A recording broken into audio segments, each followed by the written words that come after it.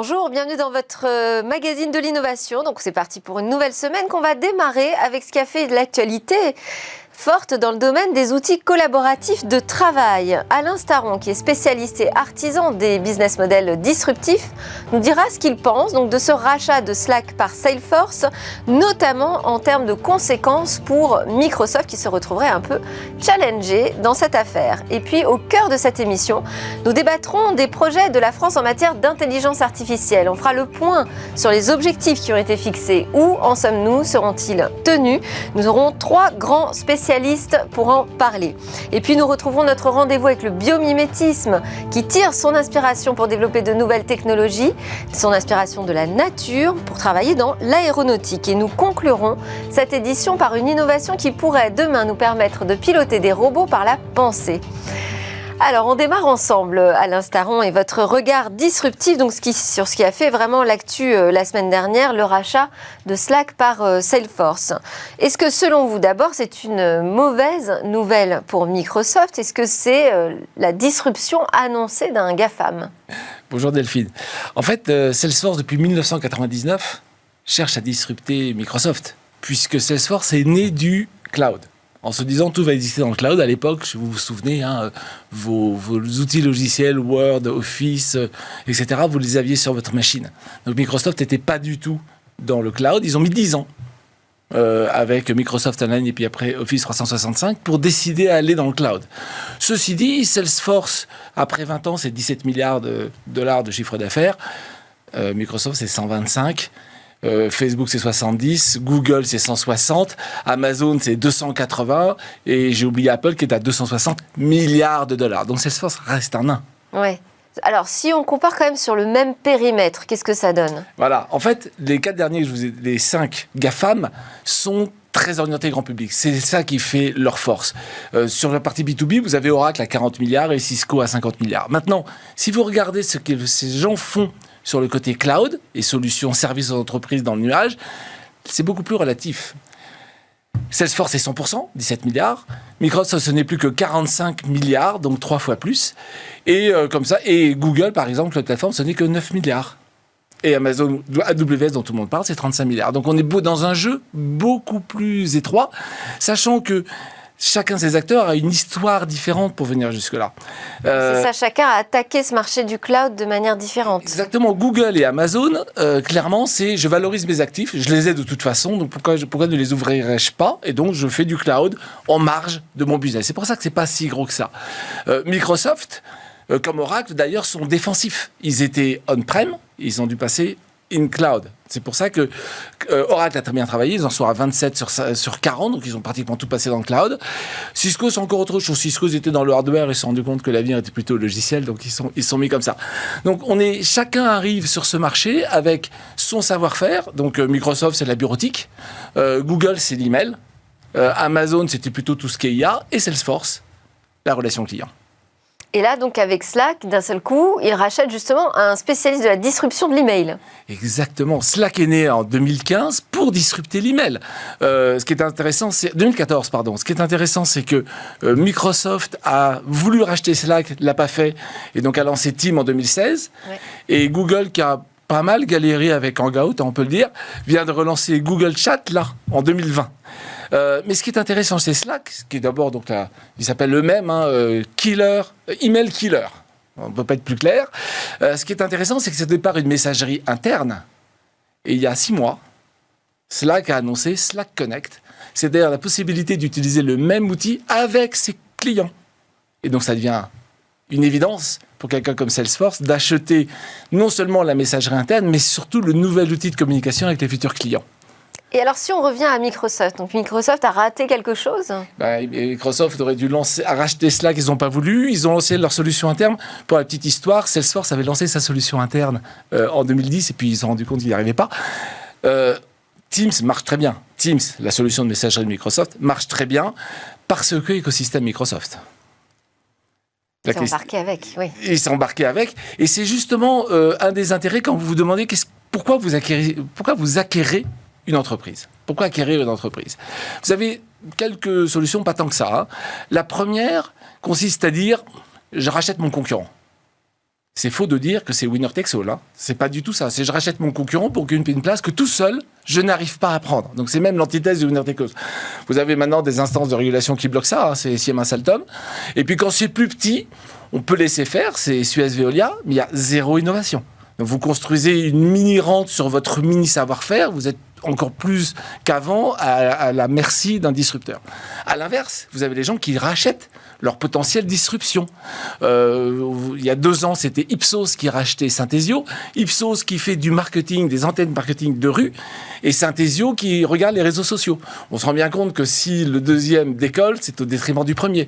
Et donc le rachat de Synthesio par Ipsos va dans ce sens-là, de même que quand LVMH rachète Belmont, LVMH est dans la possession, je vends des articles de luxe, Belmont est dans l'expérience, je vais dans des hôtels de luxe.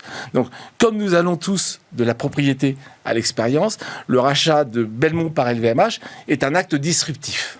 Et Salesforce qui rachète Slack, ça fait partie de quelle stratégie d'acquisition ?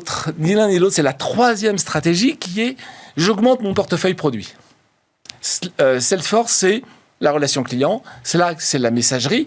Maintenant, avec Slack Connect, la messagerie vers les clients. Et donc, je rajoute une corde à mon arc en disant, je propose en plus une messagerie pour les clients. Moyennant quoi, on est tous tous ces gens-là sont en train d'attaquer le même marché. Parce qu'au fond, une entreprise, qu'est-ce qu'elle veut ?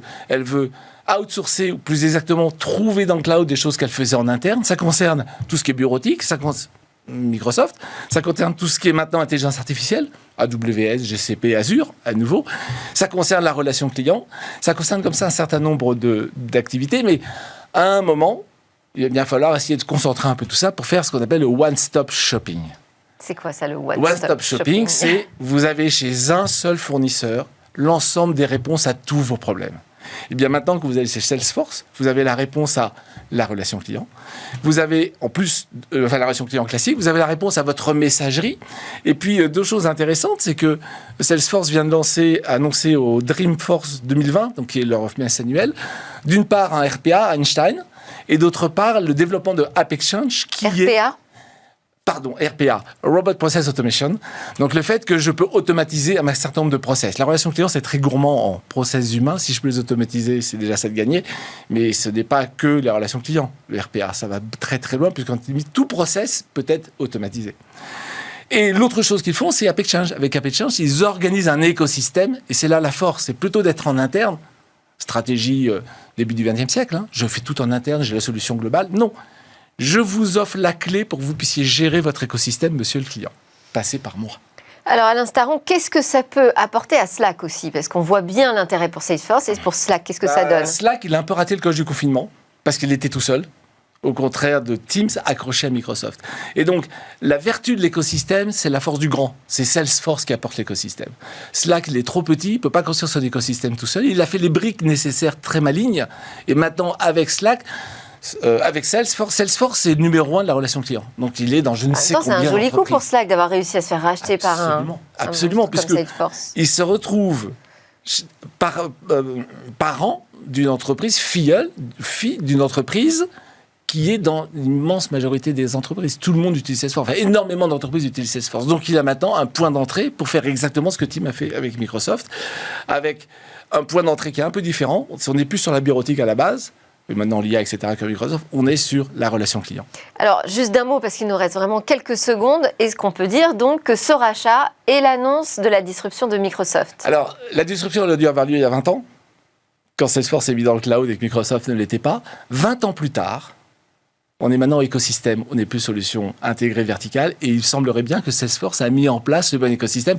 Attention juste à un truc, c'est que derrière, le coup d'après est en train de se profiler. La même semaine dernière, Facebook a annoncé avoir racheté Customer.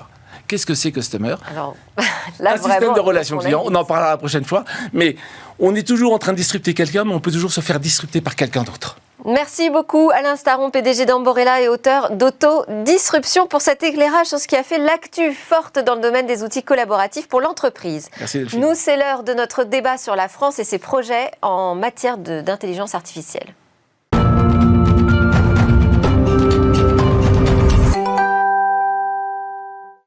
Où en est la France de ses ambitions en matière d'intelligence artificielle? Quels ont été les objectifs? Seront-ils tenus? On en parle tout de suite avec Damien Grommier, PDG du groupe Startup Inside, à l'origine des conférences AI for Health, AI for Finance et AI for Planet, également cofondateur d'AI for Good, entre autres initiatives, je ne vais pas pouvoir tout citer. Et il est également l'auteur de L'intelligence artificielle en action, qui est paru il y a quelques jours aux éditions Erol, c'était en novembre. Avec nous également Sylvain Duranton, directeur monde de BCG Gamma, l'entité mondiale du BCG qui est spécialisée dans le big data et l'analyse de données et rassemble 900 data scientists au service de la transformation des grands groupes. Nous aurons en visio Françoise Soulier, chevalier de la Légion d'honneur pour sa contribution majeure au développement de l'IA en France et en Europe. Elle est directrice scientifique et membre fondateur du Hub France IA qui fédère les initiatives en intelligence artificielle en France. Alors on va démarrer ensemble, Sylvain Duranton. Pouvez-vous nous dire à quoi ressemble aujourd'hui l'écosystème IA français et même européen ? C'est un écosystème qui a beaucoup progressé sur les dernières années et puis qui est assez multifacette. On a, je pense, les entreprises qui jouent un rôle très important et on voit que l'adoption au sein des entreprises des solutions IA en Europe et en France notamment continue d'accélérer dans certains domaines très privilégiés. On a la chance en France d'avoir de grandes entreprises dans le domaine de la santé qui sont très en pointe sur les sujets IA. On a aussi de grandes institutions financières qui sont en pointe. On a des groupes industriels et ça, c'est des secteurs dans lesquels il y a beaucoup d'activités autour de l'IA. Au-delà de ces grandes entreprises, on a tout l'écosystème des startups qui est extrêmement dynamique en France, notamment dans les secteurs que j'ai cités, avec j'ai un réseau d'investisseurs et des expertises qui continuent à se développer rapidement. On a un écosystème de recherche publique qui est aussi très important, puis on voit des initiatives qui se structurent, notamment par exemple dans le domaine de la santé. Je dirais que depuis le rapport Villani qui avait un petit peu tiré la sonnette d'alarme à l'époque, on est dans une situation où la France tient complètement sa place au sein de l'Europe sur ce sujet. D'accord, parce que justement, oui, effectivement, on a vu très vite arriver l'importance de l'intelligence artificielle dans le domaine du numérique et du monde de demain. Moi, mon point d'interrogation, c'était de savoir, est-ce qu'OK, donc ce train, on l'a vraiment pris à temps, mais est-ce qu'on est encore dans ce train? Est-ce qu'il est en marche? Est-ce qu'il y a une dynamique réelle en France et en Europe? Damien Grommier, dans votre ouvrage, vous sous-titrez « Santé, environnement, énergie, ce que change l'IA concrètement ». Quelles sont les applications que vous avez pu voir qui sont concrètes de l'intelligence artificielle et qui vous ont particulièrement intéressé ? Alors, je voudrais rebondir sur ce qu'a dit Sylvain.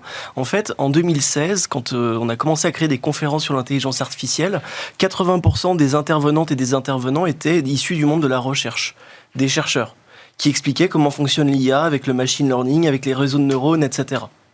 Aujourd'hui, quand on regarde les conférences que nous faisons, l'IA pour la santé, l'IA pour la finance, 80% des intervenantes et des intervenants sont issus du monde de l'entreprise. C'est-à-dire qu'ils travaillent dans les grands groupes industriels, dans des startups. Donc, on est passé de l'époque où on était concentré sur la recherche à l'époque des cas d'usage. Donc on s'est approprié la technologie, on commence à se l'approprier. Exactement, il y a une maturité qui est là et aujourd'hui la technologie est présente dans les entreprises et notamment dans ces secteurs clés que sont la santé, l'environnement, l'industrie ou encore la finance. Et c'est pour ça que j'ai voulu créer ce livre en allant à la rencontre de celles et ceux qui font de l'IA concrètement sur le terrain. Alors justement, donc ma question, quels sont ces cas concrets, qu'on puisse nous aussi le partager? Et donc concrètement sur le terrain, si on va sur le secteur de la santé, en santé, il y a beaucoup d'intelligence artificielle parce qu'il y a déjà beaucoup de données qui sont structurées.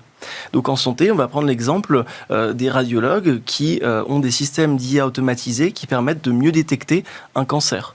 Un système d'IA qui va permettre, par exemple, pour les ophtalmologistes, de dépister le diabète en regardant les images de la rétine, dans l'œil.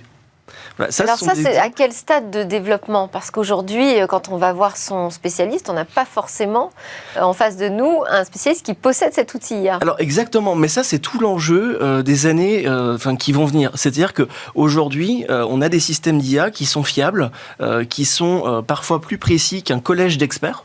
notamment sur l'ophtalmologie ou en radiologie, etc.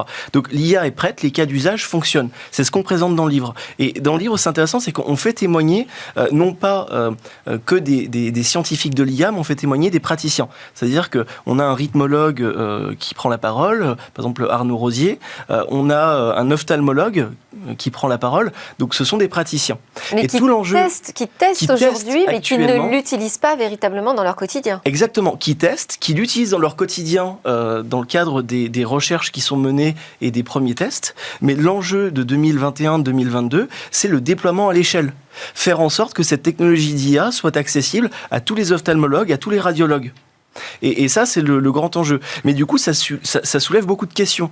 C'est-à-dire que aujourd'hui, pour être sûr que l'IA soit déployée partout en santé, il faut acculturer, c'est-à-dire il faut sensibiliser les professionnels de santé à ce que va apporter l'IA et aux bénéfices qu'elle apporte, parce qu'elle va avoir un impact sur leur métier.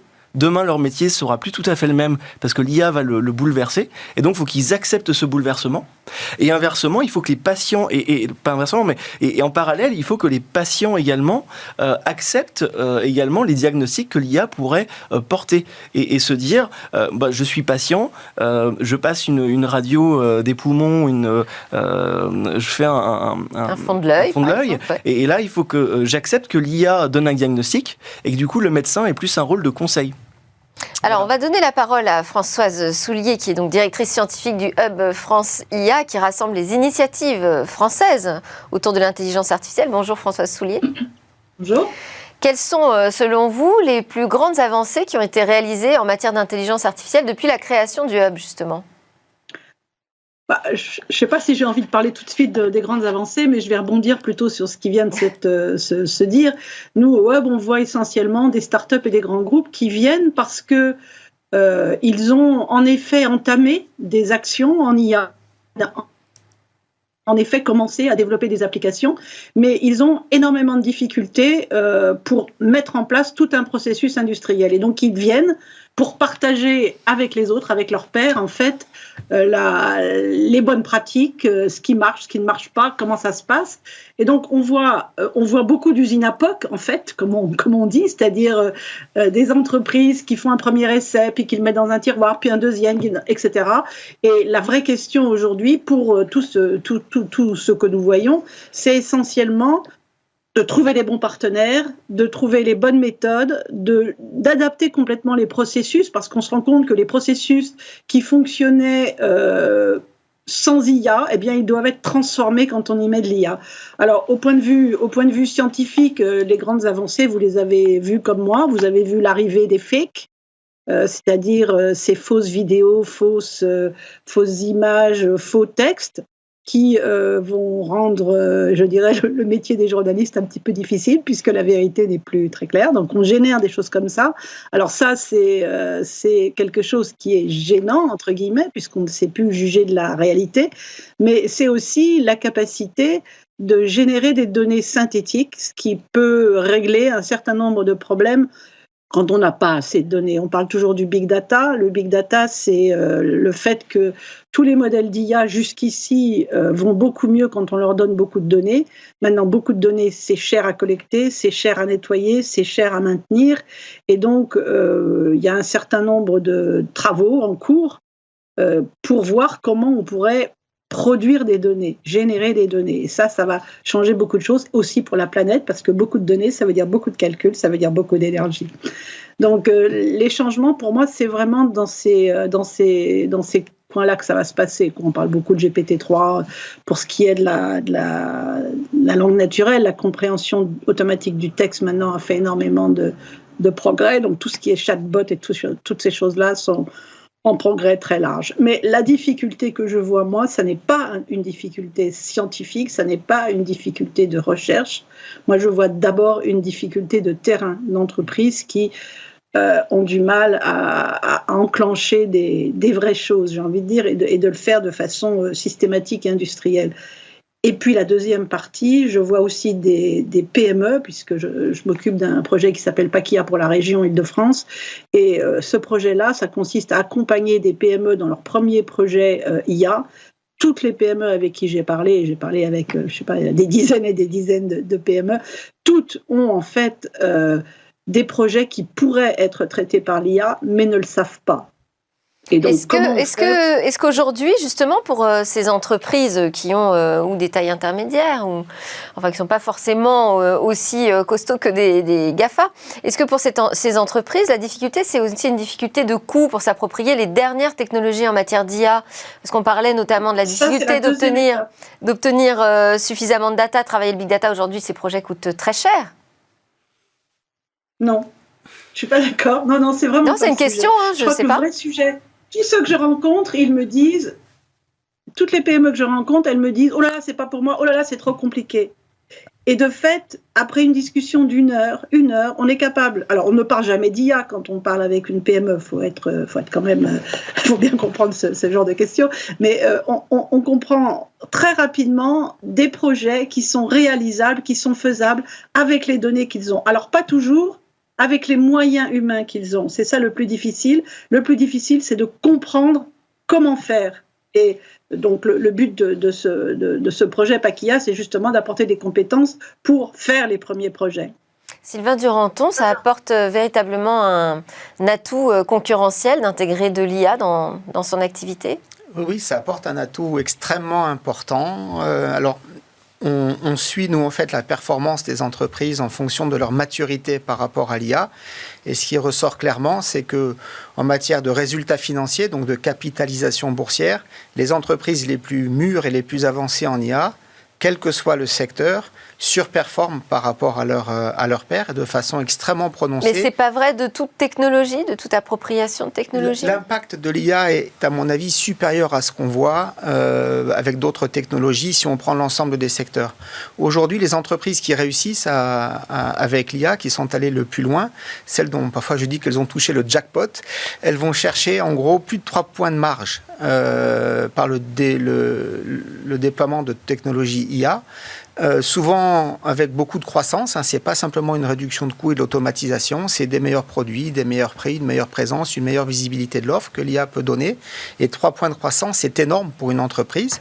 Et je pense d'ailleurs qu'il va y avoir une forme de consolidation et que les entreprises qui ne prennent pas le train de l'IA là dans les mois qui viennent vont être en difficulté parce que c'est une arme concurrentielle extrêmement forte. Il y a même certains économistes qui s'interrogent, qui se disent, mais finalement, si c'est vraiment les données qui font la différence, est-ce que les entreprises qui ont plus de données et qui auront les moyens d'en accumuler encore plus que les autres, est-ce qu'elles vont tout écraser? Un peu comme on a vu dans le digital, avec les GAFA qui dominent quand même sur certains secteurs. Oui, c'est le même type de révolution que l'arrivée d'Internet. Ah oui, c'est beaucoup plus même à mon avis que l'arrivée d'Internet. Moi j'avais vécu dans l'arrivée d'Internet dans les années 2000. Alors oui, effectivement, il y avait eu beaucoup de mouvements, beaucoup d'investissements, des startups, etc. Mais pour les entreprises classiques, les grands groupes, Internet, c'était avant tout un canal de communication à l'époque. Oui. Là, on est sur quelque chose, comme l'indiquait Damien là, sur les cas d'usage, qui touche absolument toutes les fonctions de l'entreprise. Alors, aller chercher ce jackpot, c'est extrêmement important, mais il n'y a que 10% des entreprises qui y arrivent aujourd'hui. Et principalement, je suis entièrement d'accord avec ce que disait Françoise, pas pour des questions d'argent et de moyens, mais vraiment pour des questions d'état d'esprit. Et Damien travaille beaucoup dans l'acculturation autour de l'IA, donc je pense qu'il y a des barrières un peu de connaissance et des barrières d'état d'esprit. Et après, surtout, ce que disait Françoise, s'assurer que ce qui est fait, c'est pas un petit algo dans un coin, mais que c'est vraiment déployé. Et ça demande beaucoup d'énergie. Et c'est pas de l'énergie de data scientist ou de technicien, c'est pas de la tech là qu'il faut, c'est de l'énergie managériale pour changer la façon de travailler des gens et faire que les gens utilisent de l'IA. Et ce que disait aussi Françoise Soulier, c'est on parle pas forcément d'IA avec les PME. En fait, c'est un terme un petit peu oui, alors c'est le effrayant peut-être, enfin un petit peu grand par rapport à cette réalité. En fait, l'idée, c'est de fournir du logiciel qui utilise de la donnée et qui nous aide à prendre des meilleures décisions. Quels sont les retours d'expérience que vous avez eu des entreprises que vous avez vues témoigner? Alors, c'est le point le plus important. Celles qui utilisent l'IA, justement. Celles qui utilisent l'IA. Donc, le livre, par exemple, ne parle pas de voiture autonome. Pourquoi ? Parce que la voiture autonome, on en parle beaucoup depuis 4 ans, mais elle ne sera pas vraiment là avant 2025. Peut-être avant si on a de la chance, mais elle ne sera pas là avant 2025. Dans le livre, on prend des cas réels, c'est-à-dire en conditions, dans le secteur de la banque, dans le secteur de l'industrie, comment par exemple l'IA est déployée dans des tunneliers qui creusent les tunnels sous les terrains pour faire passer des routes, par exemple. On parle d'IA très concrète, qui touche, comme le disait Sylvain, tous les domaines de l'entreprise. On peut toucher la supply chain, on touche la production, mais l'IA peut aussi se déployer, par exemple, dans l'expérience client, pour améliorer l'expérience client. Donc l'impact sur l'entreprise, c'est sur les marges, sur les ventes, donc un avantage concurrentiel majeur. Donc, pour revenir sur le retour d'expérience très concret, donc ils vous ont dit concrètement, j'ai augmenté ma marge. Oui, alors concrètement, chaque cas d'usage du livre, il y en a 20, il y a le ROI. C'est-à-dire il y a le retour sur investissement concret du cas d'usage. Parfois, c'est 10% de coût en moins. Parfois, c'est une meilleure acquisition client. Parfois, c'est un avantage concurrentiel majeur. Donc, ce qu'il faut retenir ici, c'est que le ROI est systématiquement là et souvent, il est très important. Et derrière, l'enjeu principal de tous les témoignages, c'est de dire mais quel est le point central de ça ? Le point central de ça, c'est l'humain. C'est-à-dire que pour bien implémenter de l'IA et de l'IA à l'échelle, comme le disait aussi Françoise, et de l'IA qui est déployée et qui touche par exemple pour une banque, une IA à l'échelle, ça veut dire une IA qui est accessible aux 150 000 salariés et aux 31 millions de clients. Voilà, ça c'est un vrai impact. Comment faire ça ? Il faut embarquer l'humain. Et donc l'enjeu principal, c'est l'acculturation, c'est-à-dire de sensibiliser les dirigeants à l'impact de l'IA sur leur business pour qu'ils prennent des mesures et qu'ils y aillent, qu'ils investissent. Mais c'est aussi et surtout expliquer aux métiers, c'est-à-dire aux personnes qui sont sur le terrain, comment l'IA va changer leur métier, comment utiliser l'IA. Et donc il faut les acculturer, les former à l'impact de l'IA sur leur métier pour qu'il y ait une adoption. Parce que si on veut de l'intelligence artificielle, et encore une fois, c'est un grand mot pour dire ce qui est sur le terrain, le réel, mais le réel, c'est des bénéfices concrets. Il faut permettre aux salariés de s'approprier la technologie et de l'utiliser. Tout à l'heure, on parlait du médecin. Il faut que tous les médecins n'aient plus peur de l'IA pour accepter d'utiliser la technologie et qu'elle soit déployée. On est déjà en train d'évangéliser sur la visio. Hein. Exactement, mais cet exemple-là, on peut le reproduire pour tous les secteurs d'activité, dans l'industrie, dans la finance, dans l'environnement. On sait aujourd'hui que la clé de la technologie, c'est vraiment, ça passe par l'humain aussi dans l'entreprise. C'est l'humain. Moi, je voulais aussi revenir sur l'étude BCG qui a été réalisée avec le MIT. Ce qui est assez frappant, c'est que vous dites qu'il y a une entreprise sur 10 seulement qui crée de la valeur grâce à l'IA. On a une entreprise sur 10 qui touche le jackpot, si on prend les grandes entreprises. Et là, c'est 3 points de marge. On a à peu près 20% des grandes entreprises qui arrivent à gagner à peu près 1 point de marge. Et on a 70% des grandes entreprises où l'IA est un coût, ne rapporte rien et coûte beaucoup. On a beaucoup investi en qualité de données. Comment vous expliquez ça ? Mais en fait, un certain nombre d'entreprises se disent il faut absolument que je mette mes données en qualité, et quand elles seront en qualité, je pourrai aller chercher des cas d'usage. C'est un peu comme si quelqu'un se disait, avant de lire un livre, je vais ranger par ordre alphabétique et très bien classé tous les livres du pays dans une belle bibliothèque. Et puis une fois que ça se sera fait, je saurai lequel choisir, je pourrai me mettre à lire, ce sera très bien. Et donc beaucoup d'entreprises investissent pendant 2, 3, 4 ans à collecter les données, les centraliser, les mettre dans des infrastructures de données, là les fameux data lakes qu'on voit sur le cloud. C'est un travail titanesque parce qu'il y a beaucoup de données dans une entreprise, donc il faut les classer, il faut trouver des noms, des domaines, des sous-domaines, etc. Et sans commencer à chercher à aller sur des usages concrets et à gagner de l'argent. Et moi, j'incite les entreprises à se dire non, on va aller chercher pour un cas d'usage donné les données dont on a vraiment besoin, uniquement celle-là, faire que ça marche, et puis on le fera par étapes successives. Et d'ailleurs, il y a un peu la même démarche qu'on retrouve dans Code Carbone, que vous avez lancé là aussi avec des éminents représentants de l'intelligence artificielle, comme Yosha Benjo, qui est prix Turing avec... notre Français Yann Lequin. Yann Lequin, merci beaucoup, et fondateur de MILA, qui est l'Institut québécois d'intelligence artificielle, où là, vous avez mis en place un outil qui permet de mesurer la pollution d'un algorithme. Tout à fait. Alors, effectivement, les algorithmes polluent, la tech pollue. En fait, alors aujourd'hui, la tech, c'est pas une part énorme des émissions de CO2 ou de gaz à effet de serre. On parle de quelques pourcents. En revanche, c'est une part qui augmente de façon exponentielle, alors qu'ailleurs, on est plutôt sur des tendances de réduction. Donc, à terme, ce sera un enjeu très important. Et notamment parce que beaucoup de ce qui est fait aujourd'hui en IA est fait sur le mode vorace. On utilise des quantités énormes de données, on utilise énormément de puissance machine pour arriver à traiter ces quantités de données. Et avec Yoshua Bengio, donc on a lancé cet outil parce que nous, on croit à une IA qui soit frugale. Alors, pourquoi est-ce qu'il faut une IA frugale? Pour 2 raisons. D'abord, à cause de la consommation d'énergie, et quand on peut réduire de 80 à 90% sans grande difficulté les émissions liées à l'entraînement des algorithmes. Alors, il y a 2 choses à faire. C'est quoi? C'est dans les data centers que ça se joue? Il y a 2 choses. Il y a la localisation du data center, tout à fait, où en fait, selon la façon dont l'électricité est produite dans le pays ou la région où sont les data centers, on peut émettre beaucoup, pas beaucoup de CO2. Les écarts peuvent aller de 2 à 5. L'autre chose, c'est la façon dont les algorithmes sont construits. Parce que si on cherche la solution optimale dans un immense espace de solutions, on va devoir utiliser énormément de puissance machine pour trouver la bonne solution, un petit peu l'aiguille dans la botte de foin.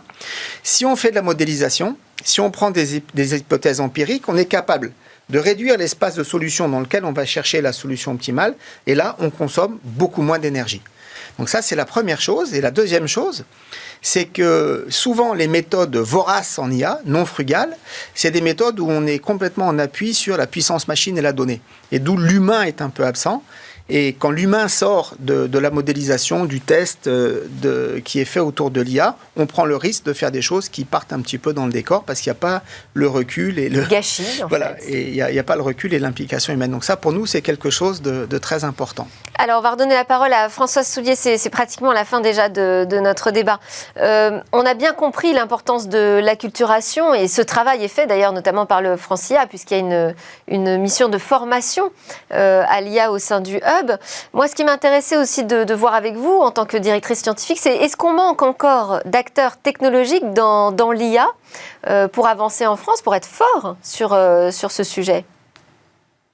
Je pense que la vraie question, elle est pas au niveau français. C'est-à-dire que il est très clair que le marché aujourd'hui, il est mondial, il faut en fait en France être fort, mais il faut être fort aussi en Europe, voire dans le monde entier. Donc j'ai passé pas mal de temps la semaine dernière dans une conférence justement aussi avec Yoshua Bengio qui s'appelle le GPAI, c'est-à-dire le Global Partnership on AI, dans lequel c'est un espèce de G7 de l'IA, si vous voulez, dans lequel tous les pays, on va dire, alignés sur les principes éthiques tels qu'ils sont exprimés par la Commission européenne ou par l'OECD.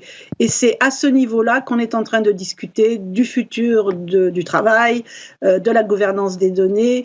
Moi, je m'occupe du groupe de travail sur l'innovation et la commercialisation, et il y a un groupe donc qui est géré par Yoshua Bengio et Raja Chatila sur l'IA responsable. Donc en fait, je crois qu'on doit être fort en France pour pouvoir avoir en fait un rôle à jouer dans un jeu qui est clairement mondial. Et aujourd'hui, on a, je pense, en France pas mal d'atouts. On a encore de gros freins. Le frein le plus important, je pense, aujourd'hui, c'est vraiment la formation et l'éducation. Plus globalement, c'est-à-dire il ne s'agit pas de former des data scientists, ça je dirais qu'on a on a des formations qui en forment peut-être pas assez, peut-être mais qui en forment déjà pas mal. Par contre, on n'a pas les formations qu'il faudrait pour former des milliers de collaborateurs dans les entreprises qui vont avoir à travailler avec l'IA. Donc on va faire par exemple une session bientôt en janvier où on aura les métiers de l'automobile et un certain nombre d'autres industriels d'une part, expliquant leurs besoins en formation, mais à tous les niveaux, pas le data scientist étant qu'une petite partie de la chose, et de l'autre côté, toutes les formations académiques, à la fois initiales et formations continues. Et je pense qu'on va se rendre compte que sur tout un tas de questions qui sont critiques pour les entreprises, eh bien, on n'a pas les formations en place. Parce que les formations en France sont trop souvent déconnectées des besoins de l'industrie. Merci beaucoup, les écoles de commerce François Soulier. Merci beaucoup. On arrive vraiment à la fin. On est même en dépassement du temps. Je suis obligée de vous interrompre. Juste pour conclure, on peut rappeler aussi que votre livre est préfacé par Cédric Villani. Et donc, on voit que ça a bougé d'après ce que j'ai entendu autour de cette table. Et avec François Soulier, maintenant, l'enjeu, c'est vraiment l'acculturation et la formation. Merci encore, François Soulier, directrice scientifique du Hub France-IA. Sylvain Duranton, directeur monde de BCG Gamma, et Damien Gromier, PDG de Startup Inside et fondateur d'AI for pour Else. Alors nous, juste après la pause, nous allons puiser de nouvelles inspirations en observant la nature.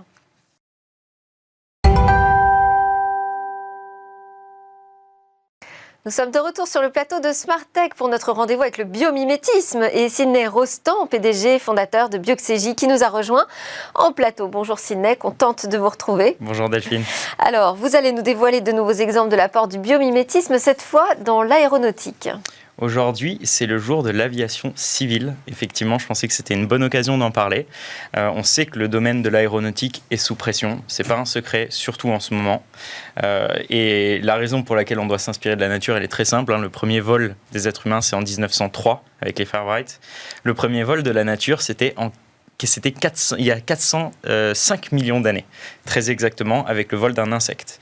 Et depuis, il y a des dizaines de milliers d'espèces qui se déplacent tous les jours dans l'air. Et donc, ça a donné un ensemble de techniques, un ensemble de stratégies dont on peut, une fois n'est pas coutume, aller s'inspirer. Le premier exemple, c'est un exemple qui est sud-africain. C'est un très bel exemple. C'est une des premières startups en biomimétisme qui existe.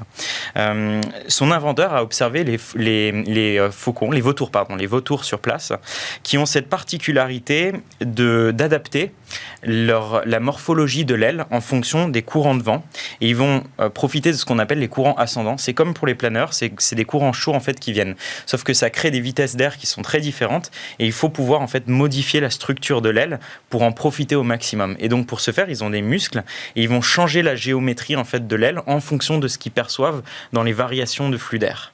Eh bien ça, l'inventeur de Breifol Technology, donc c'est en Afrique du Sud, c'est au Cap, a créé une pale d'éolienne à géométrie variable. Donc c'est-à-dire que vous avez un dispositif interne qui vient gonfler ou dégonfler la forme de l'éolienne. Et ça permet en fait d'avoir une éolienne qui va optimiser son profil en fonction du flux d'air, en fonction de la force de l'air. Donc vous avez une éolienne qui a un rendement supérieur. Il est en train d'essayer de transposer ce principe-là également à l'industrie aéronautique et à l'industrie nautique, puisque c'est aussi un flux. Et ça peut être fait en temps réel, ça ? C'est fait en temps réel, c'est ça. C'est qu'en fonction, vous imaginez, en fonction de la force de vent ou en fonction des variations du flux, de l'angle d'incidence, il y a ce dispositif interne qui a des capteurs, il a des mécanorécepteurs sur le bord d'attaque, qui va vraiment faire varier en fait le profil. C'est assez incroyable et ça peut être appliqué dans plein d'industries très différentes, dont l'industrie aéronautique évidemment. Un deuxième exemple ? Oui, je pense que cet exemple-là, c'est un exemple que j'affectionne pas mal. Vous avez les faucons cresserelles, qui sont des oiseaux qui ont une capacité en fait à rester en vol stationnaire.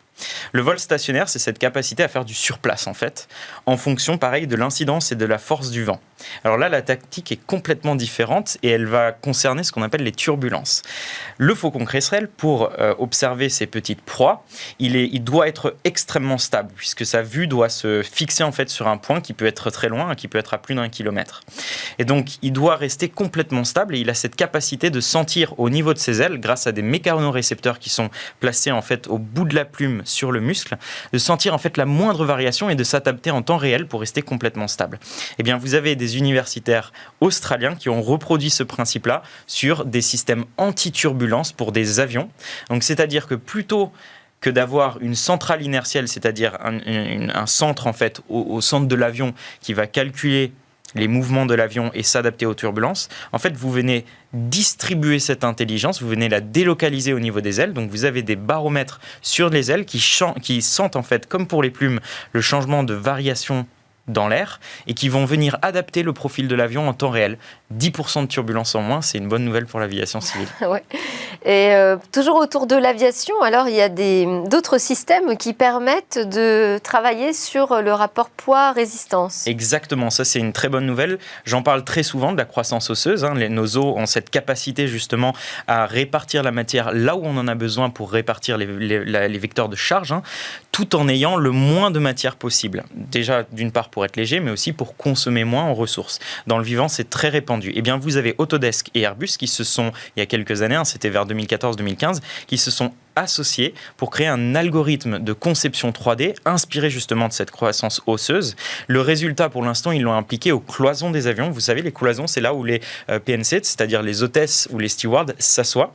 Et ces cloisons-là, ils ont réussi à les alléger de 65% tout en augmentant la résistance. Cet algorithme peut être utilisé sur plein d'autres typologie en fait de composants dans l'avion et c'est très prometteur. C'est ce qu'on appelle un algorithme bio-inspiré de la croissance osseuse. Et pourquoi utiliser uniquement dans cet espace-là? C'est compliqué de le faire à plus grande échelle? Eh bien, pour deux raisons. Déjà, d'une part, il faut tester l'algorithme. C'est complexe. C'est des algorithmes, vous savez, qui vont faire plein d'essais-erreurs, qui doivent comprendre exactement où répartir la charge, comment utiliser la matière, etc. Donc forcément, sur des équipements qui sont aussi sensibles qu'un avion, qui est soumis à plein de normes internationales, vous pouvez que faire palier par palier. Donc je pense que, là c'est qu'une hypothèse, mais je pense que justement ces cloisons-là, c'est l'élément qui est probablement le moins sensible dans un avion et c'est par là qu'ils ont commencé. Il faut savoir que c'est des technologies très récentes, mais on peut imaginer que demain ils vont le faire sur des sièges, ils vont le faire sur les parois, ils vont le faire peut-être sur les bacs, vous savez, où on met les bagages, peut-être que demain ils le feront aussi sur une partie des trains d'atterrissage, etc. C'est complexe, mais c'est assez prometteur. Ça fait le lien avec le débat qu'on avait juste avant sur l'intelligence artificielle. On a besoin d'algorithmes de plus en plus intelligents. Merci beaucoup Sidney Rostand, fondateur et PDG de Bioxégie. Nous, on va terminer avec la découverte d'un robot contrôlable par la pensée.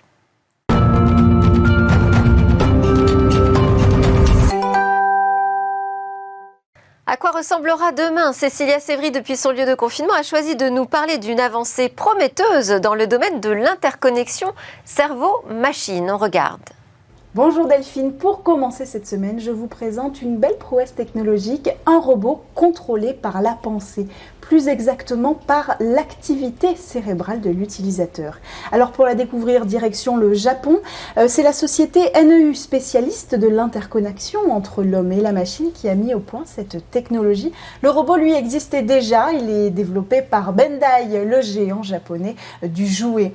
Le modèle en question précisément, c'est le Zaku. Il est fabriqué par la branche Zeonic. Cette branche, elle est spécialisée dans les produits destinés à l'apprentissage des sciences et des technologies pour les plus jeunes. Ce robot, il donne les bases de l'ingénierie robotique et les bases aussi de l'apprentissage du codage et de la programmation. Il ne lui manquait plus alors que le contrôle par la pensée.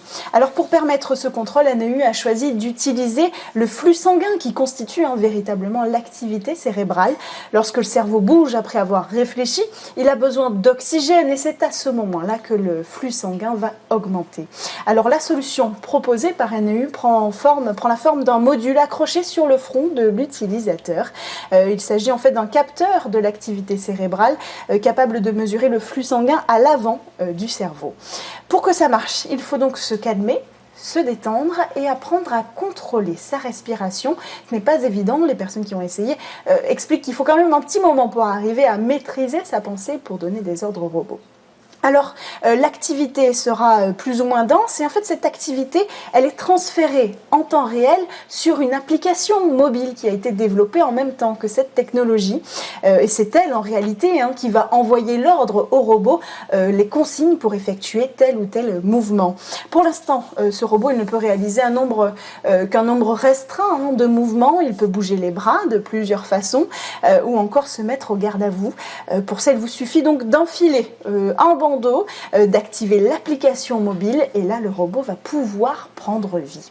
Alors au niveau 0 de l'activité cérébrale, le Zaku reste debout, immobile, et dès le niveau 1, on prend le contrôle du système. Au niveau 2, on peut commencer à actionner les deux bras, etc., etc. Ça continue comme ça en fonction de la densité du flux.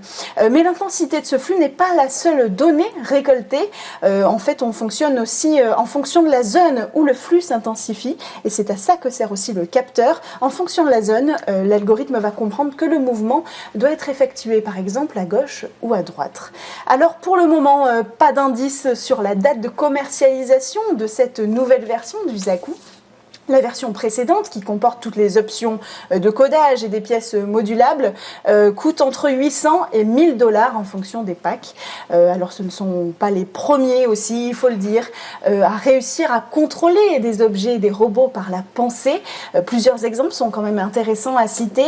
Par exemple, en 2015, aux États-Unis, une personne tétraplégique a réussi à actionner un bras robotique à la seule force de sa pensée. Cette technologie, elle est développée par l'Institut californien de technologie. Il utilise des neuroprothèses directement implantées dans le cerveau du patient. Et puis un autre exemple un peu plus tard, l'année suivante, des chercheurs de l'université de l'Arizona ont créé un système de pilotage cérébral. Ils ont réussi en fait à piloter 4 drones simultanément par la pensée. Alors eux, ils ont choisi un autre moyen, ils ont choisi d'utiliser un casque composé de 128 capteurs, 128 électrodes pour lire véritablement le cerveau de l'utilisateur et deviner ses intentions. Et voilà, c'est presque la fin de cette émission. Vous allez retrouver Cécilia Sévry dans le Lab Startup dans quelques instants. Et moi, je vous dis à demain pour de nouvelles discussions sur la tech.